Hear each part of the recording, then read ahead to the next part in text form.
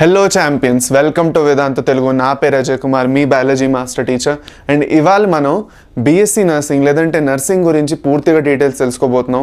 అయితే మీది అడ్మిషన్కి best top colleges ఏమిటేమిటి ఉన్నాయి ఆంధ్ర ఇంకా తెలంగాణలో అందరి కోసం. ఓకే, అడ్మిషన్ ఎలా జరుగుతుంది, ఇంటర్ త్రూగానా ఎంసెట్ త్రూగానా, ఈ మేజర్ కన్ఫ్యూజన్ని క్లియర్ చేసుకుందాం. దాని తర్వాత ఫైనల్గా దాని ఫీ స్ట్రక్చర్ ఎంత, దీని తర్వాత మీ ఫర్దర్ ఆపర్చునిటీస్ ఏమున్నాయి, మీ ఫర్దర్ కెరియర్ ఆపర్చునిటీస్ ఎలా ఉంటాయి, ఓకే మీకు ఎంత శాలరీ వరకు మీరు ఎక్స్పెక్ట్ చేయొచ్చు ఒకసారి మీ నర్సింగ్ కంప్లీట్ చేసుకున్నారంటే, ఇవన్నీ డీటెయిల్గా మనం చూసుకోబోతున్నాం ఇవాళ. ఓకే, సో ఎండ్ వరకు చూడండి, అన్ని డీటెయిల్స్ మీకు తెలుస్తాయి. దీని తర్వాత మీరు ఒక ఇన్ఫార్మ్ డెసిజన్ లేదంటే ఒక క్లియర్ డెసిజన్ మీరు చేసుకోగలరు మీరు బీఎస్సీ నర్సింగ్ చేయొచ్చా లేదా అనేసి. ఓకే, అది అనమాట. సో ఫస్ట్ ఆఫ్ ఆల్ మనం స్టార్ట్ చేస్తే నెంబర్ 1, ఓకే మీకు జస్ట్ అ మినిట్, ఒక్క నిమిషం ఆగండి. ఓకే సరే. సో ఫస్ట్ ఆఫ్ ఆల్ మనం చూస్తే దీని అడ్మిషన్ ఎలా జరుగుతున్నది అంటే, ఇప్పటి వరకు నర్సింగ్ కోసం అడ్మిషన్ అనేది యాక్చువల్గా ముందు ఎలా చెప్పారంటే, నర్సింగ్ కోసం అడ్మిషన్ అనేది ఎలా జరుగుతున్నది ఫస్ట్ ఆఫ్ ఆల్ మాట్లాడుకుంటే మనం త్రూ ఇంటర్ మార్క్స్ త్రూగా జరిగింది. అయితే ఒకసారి ఇప్పుడు ఎంసెట్ ఈఎఫ్సెట్ పాస్ట్ 1 year నుంచి తెలంగాణలో అయితే ముందే చెప్పేశారు, ఈ ఏడాది ఆంధ్రాలో కూడా చెప్పేశారు దట్ మీకు ఎంసెట్ మార్క్స్ ఏవైతే ఉన్నాయో దాని బేస్డ్గా మీకు యాక్చువల్గా అడ్మిషన్ జరుగుతుంది. అయితే దీంట్లో పాస్ట్ డేటా ఏది మన దగ్గర లేదు, ఎంతవరకు యాక్చువల్గా ఏ ర్యాంకులు వస్తే ఎంత కట్ ఆఫ్ అవుతుంది అనేసి. కాకపోతే మనం ఒక బేసిక్ ఐడియా తీసుకుందాం by the end of the session ఎంతవరకు అవ్వచ్చు అని. Okay, so first of all నేను అన్నట్టు మీకు ఎంసెట్ ఇంకా ఎంసెట్ లేదంటే ఈఎఫ్సెట్ త్రూగా మీకు అడ్మిషన్ జరుగుతుంది. సీట్ అనేది ఫర్ సపోజ్ మీరు త్రూ కౌన్సిలింగ్, మీరు నార్మల్ కౌన్సిలింగ్ ప్రాసెస్ ఏదైతే ఉందో ఎంసెట్ ఈఎఫ్సెట్కి నార్మల్ కౌన్సిలింగ్ ప్రాసెస్ ఫాలో అవుతున్నారంటే ఆంధ్ర ఇంకా తెలంగాణలో, దాంట్లో మీకు యాక్చువల్గా కౌన్సిలింగ్ త్రూగా సీట్ దొరుకుతుంది. అదే మీకు మేనేజ్మెంట్ కోటాలో సీట్ కావాలి, ఓకే మీరు మేనేజ్మెంట్ కోటాలో సీట్ తీసుకుందాం అనుకుంటున్నారు అంటే మీ నీట్ ఎవరైతే స్టూడెంట్స్ రాశారో, నీట్ యూజీ ఏదైతే ఉందో నీట్ స్టూడెంట్స్ ఎవరైతే ఉన్నారో వాళ్ళు అవైల్ చేసుకోవచ్చు, ఎంసెట్ ఈఎఫ్సెట్ త్రూగా కూడా అవైల్ చేసుకోవచ్చు. ఈ 2 ఆప్షన్స్ ఇవ్వడం జరిగింది. అయితే క్లారిటీ కోసం మళ్ళీ చెప్తున్నాను, మీరు కౌన్సిలింగ్ త్రూగా ప్రాపర్గా మీ సీట్ అలాట్మెంట్ అది ఫాలో అయ్యి మీ సీట్ దొరుకుతున్నది మీకు, ఓకే ఆ కౌన్సిలింగ్ ప్రొసీజర్స్ త్రూగా దొరుకుతున్నది అంటే మీ ఎంసెట్ ఈఎఫ్సెట్ రాసి ఉండాలి. లేదు మీరు డైరెక్ట్గా మేనేజ్మెంట్ కోటాకి వెళ్దాం అనుకుంటున్నారంటే మీరు ఎంసెట్ లేదంటే ఈఎఫ్సెట్ రాసి అందులో క్వాలిఫై లేదంటే నీట్లో క్వాలిఫై డైరెక్ట్గా క్వాలిఫికేషన్తో మీరు డైరెక్ట్గా కాలేజ్కి వెళ్ళిపోయారంటే అక్కడ మేనేజ్మెంట్ కోటా ఎలా ఉంటుందో దాన్ని బట్టి మీకు సీట్ అనేది దొరుకుతుంది. Okay, this is the basic procedure. అయితే మేనేజ్మెంట్ కోటా ఎక్కువగా గవర్నమెంట్ కాలేజెస్కి ఉండదు, ప్రైవేట్ కాలేజెస్కి ఎక్కువ ఉంటుంది, మీకు తెలిసింది. ఓకే, అది అనమాట. ఫర్దర్ వెళ్తూ, okay just a minute, okay ఒక్క నిమిషం ఆగండి. ఓకే, సో ఫర్దర్ వెళ్తూ మనం చూసుకుంటే టాప్ గవర్నమెంట్ కాలేజెస్ ఏమిటేమిటి ఉన్నాయి ఏపీలో. సో నేను ఓన్లీ గవర్నమెంట్ కాలేజెస్ గురించి మాట్లాడుతున్నాను, ప్రైవేట్ కాలేజెస్ నేను డిస్కస్ చేయట్లేదు. మీకు ప్రైవేట్ కాలేజెస్ కావాలంటే సపరేట్గా సెషన్ చేసుకోవచ్చు, అలాంటి ప్రైవేట్ కాలేజెస్ ఉన్నాయని. నేను గవర్నమెంట్ కాలేజెస్ మీద ఫోకస్ ఎక్కువ చేసి పెడుతున్నాను, ఎందుకంటే గవర్నమెంట్ కాలేజెస్లో ఫీజు తక్కువ, ఇంకా అవే టాప్ కాలేజెస్లోకి వస్తాయి అందుకు. So first government college of nursing మీకు ఎక్కడ ఉన్నది, గుంటూరుది. దాని తర్వాత ఇంకోటి మచిలీపట్నం, నెక్స్ట్ శ్రీకాకుళంలో ఒకటి, దాని తర్వాత రంగరాయ మెడికల్ కాలేజ్ క్యాంపస్లోనే ఉంటుంది కాకినాడలో, నెక్స్ట్ ఇంకోటి ఇంకోటి కింగ్ జార్జ్ హాస్పిటల్ విశాఖపట్నంలో ఒకటి. ఓకే, అంటే ఆంధ్ర యూనివర్సిటీ కింద వస్తుంది, ఆంధ్ర మెడికల్ కాలేజ్ దగ్గర వస్తుంది అది. సో ఇవి మీకు ఆంధ్రాలో ఉన్న ఏవైతే నర్సింగ్ కాలేజెస్ ఉన్నాయో. ఓకే, సో మనం టోటల్గా చూసుకుంటే టోటల్ నెంబర్ ఆఫ్ కాలేజెస్ ఎన్ని ఉన్నాయంటే 158 ఉన్నాయి, both government plus private. So private కాలేజీలు బోల్డ్ ఉన్నాయి నర్సింగ్కి. ఓకే, అండ్ దగ్గర దాదాపు మీకు 6,670 6,670 సీట్స్ ఉన్నాయి ఆంధ్రప్రదేశ్లో మీకు. సో బోల్డ్ సీట్లు ఉన్నాయి మీకు. సో చాలా ఆపర్చునిటీ ఉంది, ఈజీగా సీట్ దొరకడానికి ఛాన్సెస్ ఉంది. మీ ర్యాంక్ దగ్గర 40,000 50,000 60,000 వరకు వెళ్ళినా 70,000 వరకు వెళ్ళినా కూడా మీకు నర్సింగ్లోని సీట్ వచ్చే ఛాన్సెస్ ఉంటాయి. సో నర్సింగ్లో సీట్ అయితే వచ్చేస్తుంది, నో నీడ్ టు వరీ. ఇంకా దాని మీద మీకు స్కోపు అని కూడా మాట్లాడుకుంటే దాని గురించి కూడా నేను చెప్తాను, శ్రద్ధగా చూడండి. ఫర్దర్ వెళ్తూ తెలంగాణ కాలేజెస్లో చూసుకుంటే government college of nursing Warangal, దాని తర్వాత బన్స్వాడ, గద్వాలు, సిద్దిపేట, హైదరాబాదు, సికింద్రాబాదు, ఇంకా RIMS Rajiv Gandhi institute of medical sciences. ఇవన్నీ మీకు తెలంగాణలో ఏవైతే టాప్ నర్సింగ్ కాలేజెస్ ఏవైతే ఉన్నాయో వాటిలో వస్తాయి అన్నమాట.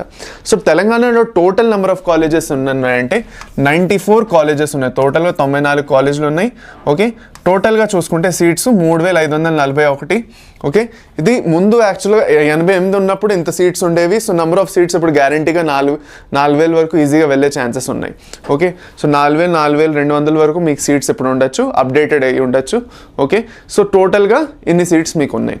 అయితే ఇప్పుడు ఫర్దర్ మనం చూసుకుంటే ఇక్కడ నర్సింగ్లో మనకి ఏం ప్రయోజనం, మనం నిజంగా నర్సింగ్ చేయొచ్చా సార్, ఓకే నర్సింగ్లో మనకి ఫ్యూచర్ ఉంటుందా అంటే, first of all nursing students ఎవరైతే చేస్తున్నారో వాళ్ళు ఎక్కడెక్కడ వర్క్ చేయొచ్చో ఫస్ట్ డిస్కస్ చేసుకుందాం.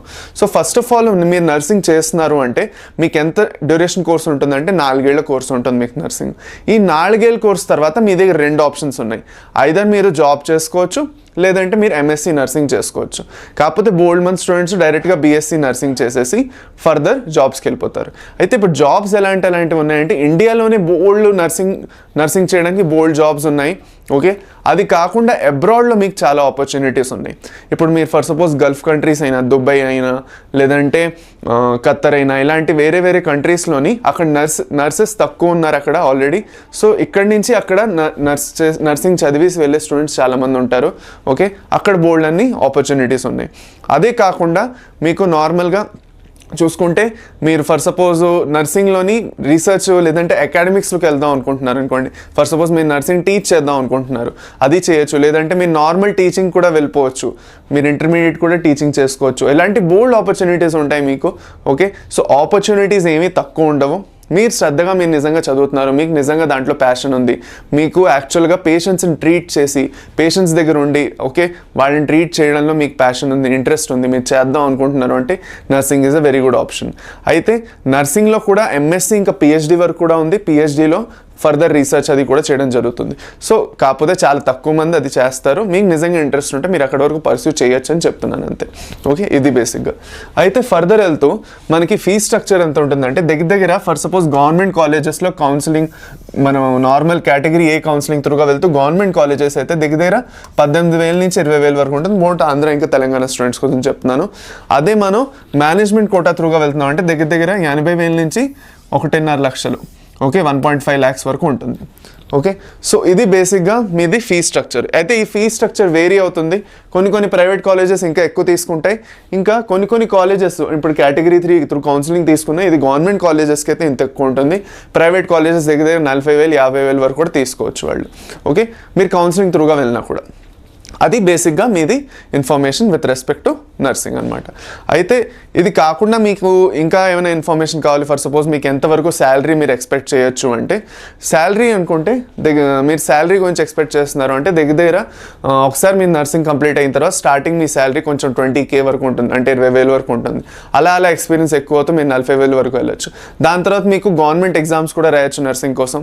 ఓకే, సో మీరు గవర్నమెంట్ హాస్పిటల్స్లో వాటిలో నర్సుగా మీరు ఫర్ సపోజ్ ట్రై చేద్దాం అనుకుంటున్నారంటే దానికి కొన్ని ఎగ్జామ్స్ అవి ఉంటాయి, దానికి కొన్ని ప్రొసీజర్స్ అవన్నీ ఉంటాయి.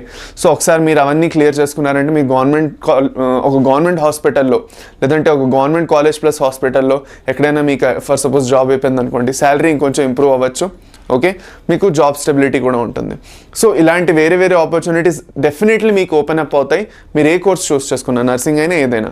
సో అందుకే మీరు నిజంగా ప్యాషనెట్గా ఉన్నారు ఈ కోర్స్ గురించి, మీకు నిజంగా ఇంట్రెస్ట్ ఉంది నర్సింగ్లో, మీరు చేద్దాం అనుకుంటున్నారంటే చేయండి. అయితే కట్ ఆఫ్ గురించి మాట్లాడుకుంటే చాలామంది స్టూడెంట్స్కి డౌట్ ఉంటుంది, సార్ కట్ ఆఫ్ ఎలా ఉండొచ్చు అనేసి. సో నేను ఆల్రెడీ చెప్పాను, ఇంటర్మీడియట్ మార్క్స్ని బేస్ చేసుకొని ముందు అడ్మిషన్స్ ఇచ్చారు.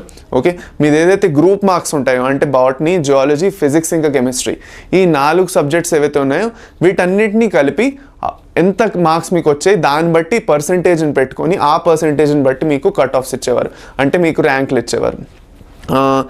ఎవరెవరైతే అప్లై చేస్తున్నారో వాళ్ళకి దాన్ని బట్టి సీట్ అలాట్మెంట్ ఇచ్చేవారు. ఇప్పుడు ఎంసెట్ ఈఎఫ్సెట్ కాబట్టి కొత్తగా దీని కట్ ఆఫ్స్ ఎంతవరకు వెళ్ళొచ్చు అంటే ఇప్పుడు చెప్పలేము. ఇప్పుడు for suppose me cut offs దగ్గర జనరల్ కేటగిరీ వాళ్ళకైతే లోవర్ కట్ ఆఫ్స్ ఉంటాయి, కొంచెం 30,000 25,000 ర్యాంకులు 30,000 ర్యాంకుల లోపు మీ ర్యాంకుల లోపల ఉంటే మీకు మంచి కాలేజ్లో సీట్ రావడానికి, అంటే టాప్ ప్రైవేటు లేదంటే గవర్నమెంట్ కాలేజ్ అయితే చెప్పక్కర్లేదు, ఇంకా కొంచెం తక్కువ ఉండాలి మీ ర్యాంకు. ఓకే, అంటే ఒక 15,000 20,000 లోపు ఉండాలి జనరల్ కేటగిరీ స్టూడెంట్స్కి అయితే. అదే మనం వేరే కేటగిరీస్కి వెళ్తే, ఇంకా బీసీబీ బీసీఏ కేటగిరీస్ వీటికి వెళ్తే మీ కట్ ఆఫ్ అలా కొంచెం తగ్గుతుంది, పర్వాలేదు. ఒక 30,000-35,000 వరకు వచ్చినా కూడా పర్వాలేదు. ఎస్సీ ఎస్టీకి అయితే ఒక 40,000-45,000 50,000 వరకు వస్తే ప్రాపర్గా ఒక మంచి కాలేజ్లో దొరకడానికి ఛాన్సెస్ ఉంటాయి. ఇది బేసిక్గా మీ కట్ ఆఫ్ గురించి ఇన్ఫర్మేషన్. అయితే ఈ కట్ ఆఫ్ అనేది జస్ట్ నేను రఫ్గా చెప్తున్నాను, ఎందుకంటే దీని గురించి ఎక్కువ ఇన్ఫర్మేషన్ ఇప్పటి వరకు మన దగ్గర లేదు. ఒకసారి దీని గురించి ఏమైనా ఇన్ఫర్మేషన్ వచ్చినా, దీని గురించి ఏమైనా సీట్ మ్యాట్రిక్స్ రిలీజ్ చేస్తున్నారన్న, ఒక్కొక్క కాలేజ్లో ఎంత సీట్ మ్యాట్రిక్స్ ఉంటుంది, ఏది ఇన్ఫర్మేషన్ ఫ్యూచర్లో వచ్చినా కూడా ఎప్పుడు ఈ ప్రాసెస్ అంతా స్టార్ట్ అవ్వబోతుంది, అది ఏమిటి అన్నది పూర్తి ఇన్ఫర్మేషన్ అనేది నేను మీకు డెఫినెట్గా అందజేస్తాను ఇదే ఛానల్లోని. ఇంకా టెలిగ్రామ్ ఛానల్ మీరు జాయిన్ అవ్వలేదంటే టెలిగ్రామ్ జాయిన్ అయిపోండి. అక్కడ నేను మీకు రెగ్యులర్గా ప్రతి ఎగ్జామ్స్ గురించి అయినా, లేదంటే వేరే కోర్సెస్లో ఎక్కడెక్కడ మీకు అడ్మిషన్స్ అవ్వచ్చు ఏంటి అన్నిటి గురించి ఓవరాల్గా నేను మీకు ఎప్పుడు ఇన్ఫర్మేషన్ ఇస్తూ ఉంటాను.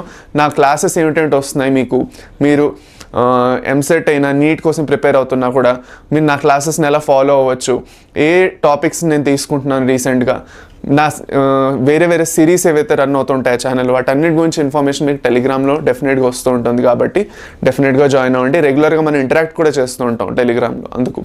ఓకే, సో దానివల్ల టెలిగ్రామ్ జాయిన్ అవ్వండి. అక్కడ నేను మీకు ఈ పీడిఎఫ్ అక్కడే షేర్ చేసేస్తాను, చూసుకోండి.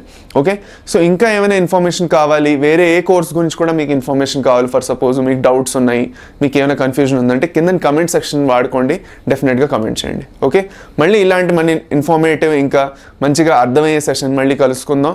అప్పటి వరకు bye students, take care, have a nice day.